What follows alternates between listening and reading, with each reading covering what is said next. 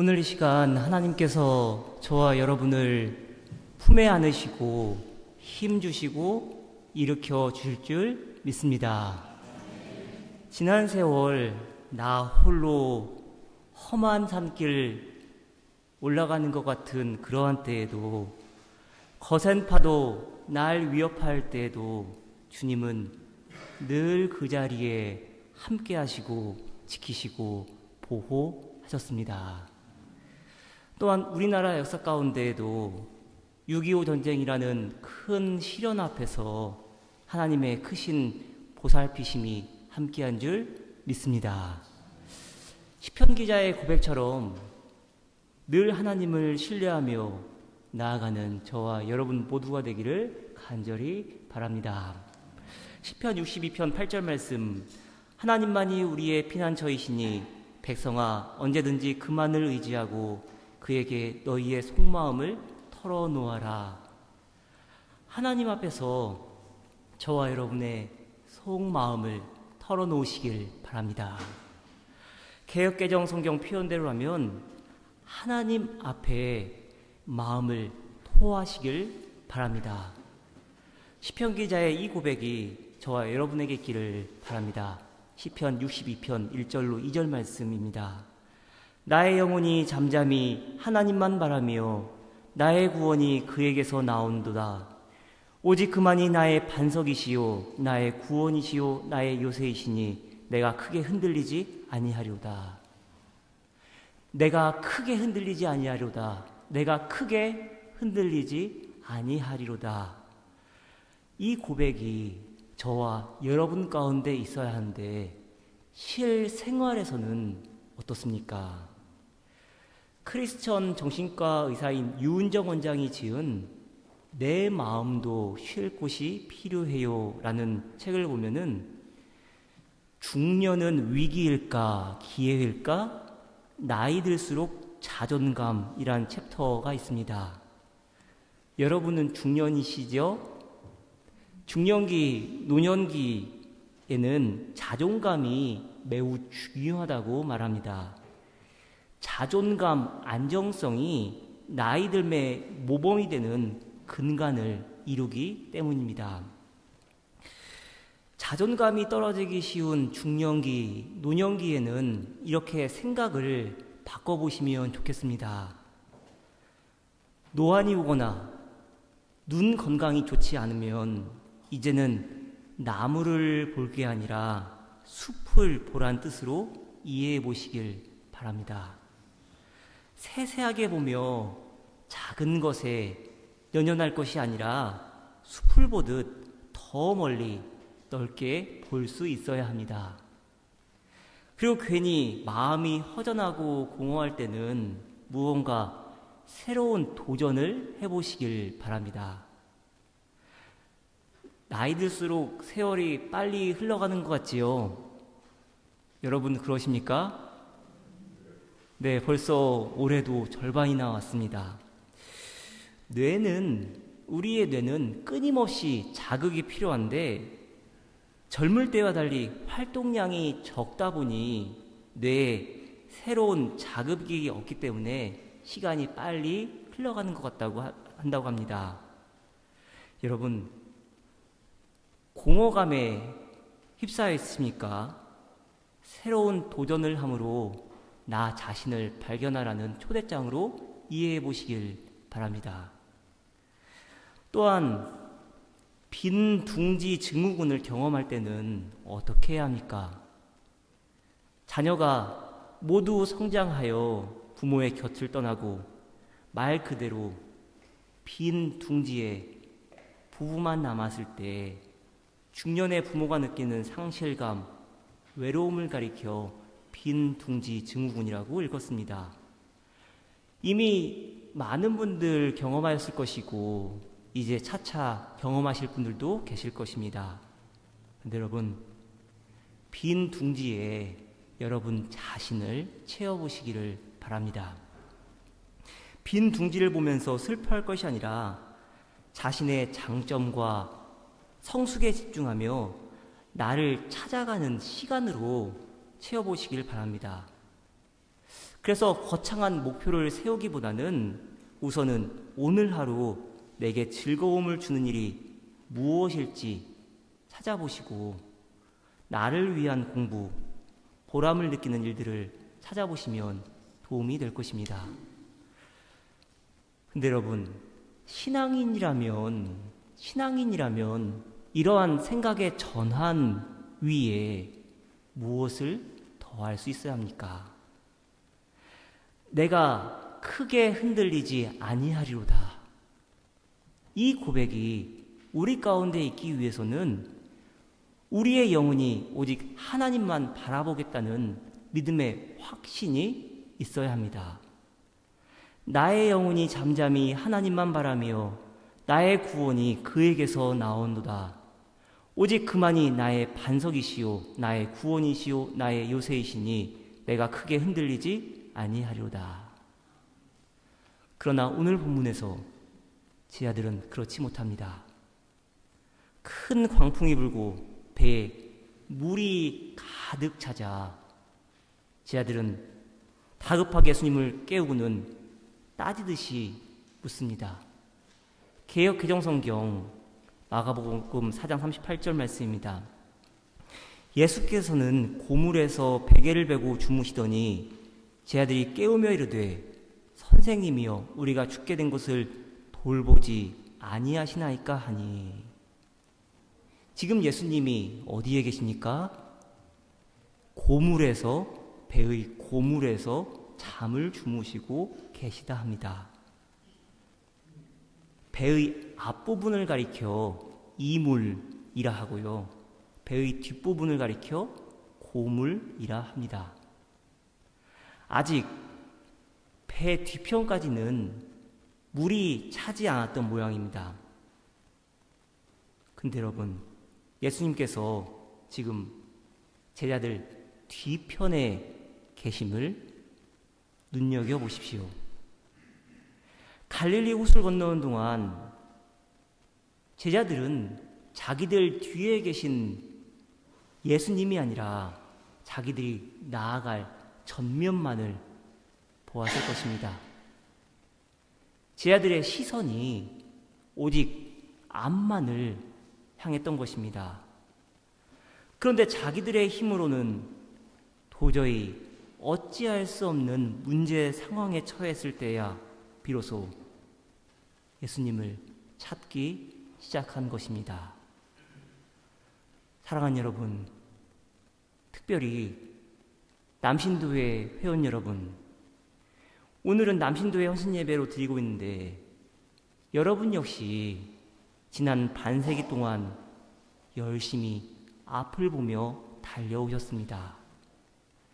여러분의 힘과 능력으로 척박한 인생을 개척해야만 했고 끊임없이 애쓰며 살아오셔야만 했습니다. 덕분에 많은 것을 일구었고 여러분의 헌신으로 2세 자녀들 역시 독일 사회에서 깊이 뿌리를 받고 인정받으며 살아가고 있습니다. 그런데 여러분, 지난 세월 돌아보십시오. 언제 예수님 앞으로 나아오셨습니까? 언제 여러분의 인생을 예수님께 온전히 맡기셨습니까? 인생의 오르막길을 정신없이 달려갈 때기라보다는 인생의 문제들이 내 뜻대로 내 계획대로 잘 풀릴 때이기보다는 오히려 장애물이 있고 막힘이 있고 내리막길로 내리닫을 때 주님 바라보지 않으셨습니까? 또한 어찌할 수 없는 시간의 흐름 앞에서 앞으로 마주해야 할 시간을 하나님께 아뢰며 기도하는 요즘이지 않습니까? 오늘 이 시간 남신도에 온 여러분에게 간곡히 부탁드리기는 앞으로의 인생 가운데 하나님을 아는 지식을 구하시길 바랍니다. 장깔뱅이 1541년 프랑스어 초판 기독교 강요 제1장에서 다음과 같이 말하는데 귀 기울여 보십시오. 우리의 시선이 하나님을 향함으로 하나님에 대한 최소한의 부분적인 지식이라도 얻어야 우리 자신을 제대로 파악하는 것이 가능하다. 그래서 우리가 자신의 패역함과 부패함을 비롯하여 비천함과 무지와 허영심을 인정하면 진정한 위대함과 지혜와 진리와 의와 정결함은 하나님께 있다는 사실을 깨닫게 된다. 결국 우리는 자신의 비참함 때문에 주님의 선한 은사들에 관해 깊이 생각하지 않을 수 없고 자신을 좋아하지 않기로 결심하고 나서야 비로소 하나님을 진심으로 갈망할 수 있게 된다. 먼저 주님의 얼굴에 여러분의 시선을 고정해 보시길 바랍니다. 주님의 얼굴에 시선을 고정한 후에야 우리의 지난날을 되돌아볼 수 있게 되는 것입니다. 그럴 때에 비로소 우리를 아는 지식, 우리 자신을 아는 지식은 또한 하나님을 구하도록 동기를 부여합니다. 더 나아가 하나님을 더 깊이 발견할 수 있도록 인도하는 것입니다. 구주를 생각만 해도 85장 찬송 1절 3절 가사 들어보십시오. 구주를 생각만 해도 이렇게 좋거든 주 얼굴 배울 때야 얼마나 좋으랴. 참 회개하는 자에게 소망이 되시고 구하고 찾는 자에게 기쁨이 되신다. 생각만 해도 이렇게 좋거든. 여러분 요즘 무엇 생각하십니까? 또한 무엇 생각하시면서 이렇게 좋다고 고백하십니까? 바라기는 세상 것이 아니라 구주를 생각만 해도 이렇게 좋거든 고백할 수 있기를 바랍니다.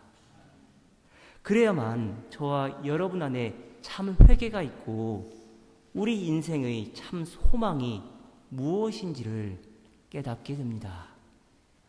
그래야만 비로소 저와 여러분의 입술에 이러한 고백이 있는 줄 믿습니다. 구주를 생각만 해도 5절 가사 이렇습니다. 사랑의 구주 예수여 내 기쁨 되시고 이제로부터 영원히 영광이 되소서. 그래서 중요한 것이 믿음입니다. 지금 제 아들과 예수님의 대조되는 모습을 보십시오. 제 아들은 지금 다 죽게 되었다고 난리를 떠는데 예수님은 평안히 주무시고 계십니다. 제 아들의 눈에는 광풍이 몰아치는 지금 이 상황에서 어떻게 예수님이 고요히 계시는지 도저히 이해가 안 갑니다. 성지순례에 가보신 분들 알겠지만은 갈릴리 호수는 주변에 가파른 절벽과 협곡으로 둘러싸인 분지 지형이라고 합니다. 그래서 작은 바람이라도 계곡을 통과하여 갈릴리 호수로 들어오면 큰 폭풍이 인다 합니다. 특별히 저녁 이후에 부는 바람은 매우 강렬해서 엄청난 힘으로 수면을 쳤고 당연히 파도가 높이 일 수밖에 없다고 합니다. 어쩌면 지금 제자들이 다 죽겠다고 난리를 떠는 것은 당연한 일일 것입니다. 그러나 예수님은 제자들에게 뭐라 말씀하십니까? 개역 개정성경으로 마가복음 4장 39절로 40절 말씀입니다. 예수께서 깨어 바람을 꾸짖으시며 바다로 이르시되 잠잠하라 고요하라 하시니 바람이 그치고 아주 잔잔하여지더라. 이에 제자들에게 이르시되 어찌하여 이렇게 무서워하느냐 너희가 어찌 믿음이 없느냐 하시니. 어찌하여 이렇게 무서워하느냐 어찌 믿음이 없느냐 물으십니다. 어찌 보면 제자들이 무서워하는 것이 당연한 일이겠지만 예수님은 제자들이 무서워하는 것을 책망하십니다. 왜 그렇습니까? 두려움과 공포, 불안 앞에서 구원자 되시는 예수님을 신뢰하지 못했기 때문입니다. 고통의 순간에 어디를 바라보아야 합니까? 도저히 내 힘으로는 어찌할 수 없는 현실 앞에서 누구를 의지해야 합니까? 눈을 들어 하늘을 바라보아야 합니다. 지금 이 순간에도 하나님께서 저와 여러분을 돌보시고 계심을 확신할 수 있어야 합니다. 여러분 잘 아는 찬양인 주님 손잡고 일어서세요 가사가 절절하지 않습니까? 왜 나만 겪는 고난이냐고 불평하지 마세요. 고난의 뒤편에 있는 주님이 주실 축복 미리 보면서 감사하세요. 너무 견디기 힘든 지금 이 순간에도 주님이 일하고 계시잖아요. 남들은 지쳐 앉아 있을지라도 당신만은 일어서세요. 힘을 내세요, 힘을 내세요. 주님이 손잡고 계시잖아요. 주님이 나와 함께함을 믿는다면 어떤 역경도 이길 수 있잖아요. 사랑하는 여러분, 불평하지 마시고요. 기도하시길 바랍니다. 주님이 손잡고 계심을 굳건히 믿으며 지금 겪는 이 역경도 이겨내시기를 바랍니다. 깔뱅이 그의 기독교 강요에서 말하기를 믿는 마음은 하나님을 모든 선한 것의 창시자로 인정하기 때문에 하나님의 돌보심에 자기를 맡긴다 합니다. 만약 급한 필요에 봉착하면 믿는 마음은 도움을 주기 위해 즉시 하나님께 의뢰하며 하나님을 그의 이름으로 부른 후에는 그의 도우심을 기다린다 합니다. 왜 그렇습니까? 하나님께서 인자하시고 친절하심을 이해하기 때문입니다. 그렇기에 믿는 마음은 하나님의 긍휼에 확고히 의존하면서 모든 고난에는 하나님의 자비하심이 베푸시는 해결책이 있음을 결코 의심하지 않는다 말합니다. 저와 여러분의 신앙이 확고한 믿음 위에 더욱 다져지기를 간절히 바랍니다. 그런데 여러분, 곤고할 때에는 여러분의 인생을 되돌아보시길 바랍니다. 전도서 기자의 겉면처럼 형통한 날에는 기뻐하고 곤고한 날에는 되돌아보시길 바랍니다. 저와 여러분의 인생 가운데 예기치 않게 찾아오는 어려움 앞에서 무엇을 되돌아보아야 하고 무엇을 할 수 있어야 합니까? 제자들이 풍랑을 만나고 예수님께 항의합니다. 왜 자기들을 돌보지 않느냐고 말입니다. 선생님이요, 우리가 죽게 된 것을 돌보지 아니하시나이까? 그런데 여기서 반문할 수 있습니다. 왜 자기들을 돌보지 않느냐고 항의하는 제자들이지만 그들은 정작 다른 이들을 진심으로 전심으로 자기의 온 몸을 던져 돌보았습니까? 마가복음 4장 35절로 36절 보십시오. 개역 성경입니다. 그날 저물 때 제자들에게 이르시되 우리가 저편으로 건너가자 하시니 그들이 무리를 떠나 예수를 배에 계신 그대로 모시고 가매 다른 배들도 함께 하더니 오늘 본문은 그날 저물 때에 라고 시작합니다. 마가복음 4장 1절 이하 보면은 예수님께서 배에 계신 채 무태에 계신 무리들에게 말씀을 전하십니다. 비유를 들어 말씀을 전하시는데 지난주일 야외 예배 시간에 말씀드린 하나님 나라 비유도 바로 이 공간에서 드린 것입니다. 예수님께서 말씀을 다 전하시고는 휴식을 취하러 저편으로 건너가자 하십니다. 그런데 제 아들이 어떻게 합니까?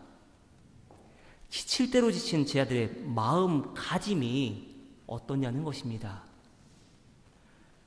배 위에서 말씀을 전하신 예수님을 모시고는 키를 돌리는데 무리를 떠났다 합니다. 무리를 떠나 예수를 배에 계신 그대로 모시고 가매. 여기서 무리를 떠나라고 번역된 헬라어 동사 아피에미는